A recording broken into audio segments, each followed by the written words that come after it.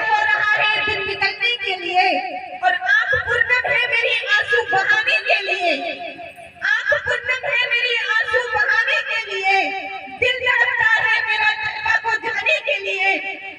جس کا بھی دل مدینہ منورہ جانے کے لیے تڑپتا ہے وہ ایک بار دونوں ہاتھوں کو اٹھا کر کہہ دے یا رسول اللہ، اور بلند آواز سے کہیں یا رسول اللہ۔ آپ لوگوں کی آواز آ نہیں رہی ہے میرے پاس، اگر کھا پی کر آئے ہیں تو پورا زور لگائیے اور کہیے سبحان اللہ، یا رسول اللہ، اور بلند آواز سے یا رسول اللہ۔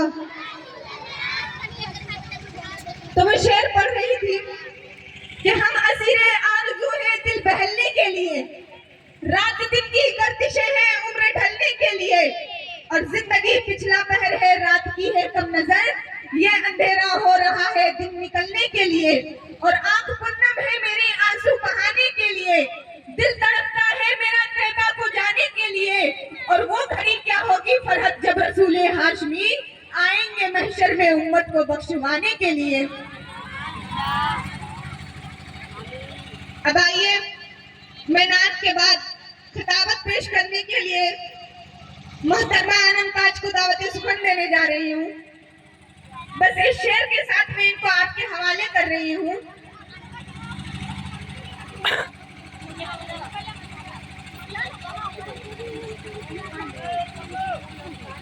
کہ حسین والے ہیں اوقات بتا دیتے ہیں، کہہ دیجیے سبحان اللہ۔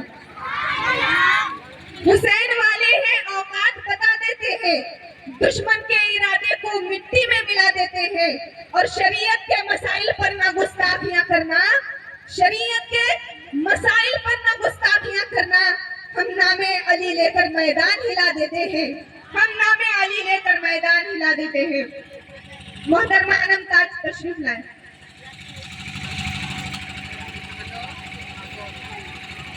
السلام علیکم ورحمۃ اللہ وبرکاتہ۔ وعلیکم السلام ورحمۃ اللہ وبرکاتہ۔ نحمدہ ونصلی علی رسولہ الکریم، اما بعد فاعوذ باللہ من الشیطان الرجیم، بسم اللہ الرحمن الرحیم۔ صدق اللہ العظیم وصدق رسولہ النبی الامین المکین الکریم، ونحن علی ذلک لمن الشاہدین والشاکرین، والحمد للہ رب العالمین۔ چمن نثار رضوی کے مہر کے پھول، شمع رسالت کی پروانیوں، حیدر کرار کی سیداؤں، غوث اعظم کی عقیدت مندیوں، غریب نواز کی فداؤں، مرکزی اہل سنت فضل بریلوی کی متوالیوں، آئے سب سے پہلے سبز گنبد میں آرام فرمانے والے آقا حضرت محمد مصطفیٰ صلی اللہ تعالیٰ علیہ وسلم کے دربار عالیشان میں نہایت عقیدت اور محبت کے ساتھ اپنی غلامی کا ثبوت دیتے ہوئے درود شریف کا نذرانہ عقیدت پیش کریں اور پڑھیں اللہم صلی علی سیدنا شفیعنا حبیبنا نبینا مولانا محمد بارک وسلم صلاۃ و سلام علیک یا رسول اللہ یا حبیب اللہ صلی اللہ تعالی علیہ وسلم۔ ہے عورت کے رنگ بے شمار، تیرے آنسو کے ہیں کتنے رواب، کبھی کلی کبھی پھول کبھی خار، کبھی شبنم کبھی طوفان کبھی ابشار۔ پیاری اسلامی بہنوں، ہر مقررہ ہر وعظ خطبے کے بعد کسی نہ کسی آیت مقدس یا حدیث پاک کو اپنا عنوان سخن بناتی ہے۔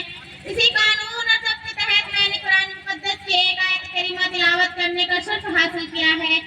الرجال قوامون علی النساء، یعنی اللہ تبارک و تعالیٰ نے مرد کو عورت پر طاقتور بنایا۔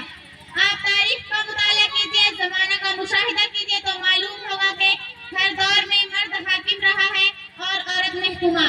اللہ تبارک و تعالیٰ نے انسان کی ہدایت کے لیے 1,24,000 کم و بیش انبیاء کرام مبعوث فرمایا، سب کے سب مرد تھے، نبوت کا تاج کسی عورت کے سر پر نہ رکھا۔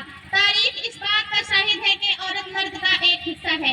اللہ تبارک و تعالیٰ نے آدم علیہ السلام کی بائیں پسلی سے عورت کو بنایا، اسی لیے اللہ تبارک و تعالیٰ نے ارشاد فرمایا مرد افضل ہے عورت پر۔ اس آیت کریمہ کا شان نزول یہ ہے کہ حضرت سعد بن ربیعہ نے اپنی بیوی کو کسی غلطی پر ایک تماچا مارا تو حضرت سعد بن ربیعہ نے سرکار مدینہ صلی اللہ تعالیٰ علیہ وسلم کے دربار عالیشان میں شکایت لے گئے تو یہ آیت کریمہ نازل ہوئی کہ مرد افضل ہے عورت پر۔ آپ تاریخ کا مطالعہ کیجئے تو معلوم ہوگا کہ اسلام سے پہلے عورتوں کی حالات ناقابل तकलीफ थी, औरतों का कोई मुकाम नहीं था, औरतों की कोई इज्जत ना थी, औरतों को कोई निगाहे इज्जत से ना देखते थे, औरत को सिर्फ नफ्सियाती ख्वाहिश का जरिया समझते थे। लफ्ज औरत एक गाली बन चुका था। जहालत यहाँ तक फैल चुकी थी कि बेवा औरत को सब मनहूस समझते, बेवा औरत के साये से भी लोग दूर रहते, बेवा औरत को सब निगाहे हकारत से देखते। लोगों की दरिंदगी यहाँ तक पहुँच चुकी थी कि अपनी लड़की को पैदा होते ही दफन कर देते। किसी लड़की का बाप या भाई बनना सबसे बड़ी गाली थी। औरतों को हालात हैज और नफास में अपने से दूर रखते, यहाँ तक कि उनके खाने पीने का बर्तन भी अलग कर देते। औरतों को नापाकी और गंदगी का मुजस्समा तस्वर करते, औरतों के साथ जानवरों जैसा सलूक किया जाता। तो उस दौर में बेवा औरत अपनी गुजरी हुई जिंदगी को दोबारा बसाने का तस्वर ही नहीं कर सकती थी। औरत को हक हासिल न था, औरतों को जुबान खोलने की इजाजत न थी, औरतों की फरियाद सुनने वाला कोई न था। औरत एक हकीर मखलूक समझ जाती थी, यहाँ तक कि औरत जुल्म से गम का मुजस्समा बन चुकी थी। दरगौर से बताया इस्लाम ने अहकाम उसके किम गिरबार। बानी इस्लाम जनाब मोहम्मद मुस्तफा सल्लल्लाहु तआला अलैहि वसल्लम जब इस दुनिया में तशरीफ लाए तो आपकी बदौलत औरतों को खोया हुआ मकाम मिल गया। सरकारी मदीना सल्लल्लाहु तआला अलैहि वसल्लम ने औरतों के साथ हुस्न सलूक का हुक्म दिया। लोगों को बताया कि लड़कियां इसलिए पैदा नहीं की जाती तो तुम उनको जिंदा कर गौर करो, बल्कि इसलिए पैदा की जाती है कि वह तुम्हारी माँ बन सके, वह तुम्हारी बहन बन सके, वह तुम्हारी बेटी बन सके, वह तुम्हारी बहू बन सके, वह तुम्हारे घर की जीनत बन सके, वह तुम्हारे घर की रौनक बन सके। आपने लोगों को बताया कि बेवा औरत को मुआशरे में जीने का पूरा हक है। आपने लोगों को सिर्फ बताया ही नहीं बल्कि 25 साल की उम्र में एक 40 साल बेवा औरत से शादी करके बेवा औरत के मकाम उरूस तक पहुंचाया। बानी इस्लाम ने लोगों को सबक दिया कि औरत पर जुल्म ना ढाओ, वह तुम्हारे जिस्म का एक हिस्सा है, कल्ब और जिगर का सुरूर है। औरत को निगाहे इज्जत से देखो क्योंकि वह तुम्हारे घर की मलिका है। औरतों के उसके बाप के तरफ से हिस्सा दो क्योंकि अल्लाह तबारक व तआला ने इरशाद फरमाया औरत का हिस्सा मर्द का आधा है। बानी इस्लाम ने लोगों को दर्ज दिया कि औरत पर जुल्म ना ढाओ, औरत पर जुल्म ना ढाओ, औरत के जो हुकूक तुम पर वाजिब है उनको अदा करो और औरत को गाली तस्वर ना करो वरना आने वाली नस्लें तुम्हें कभी माफ ना करेगी। लफ्ज औरत तो इज्जत व आबरू के मखजन का नाम है।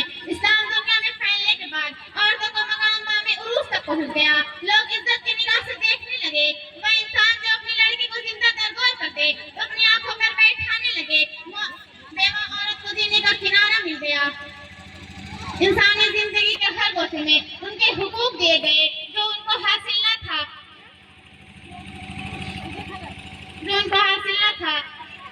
अब मैं अपनी तबीयत को चंद गुफ्तगू में खत्म करती हूँ।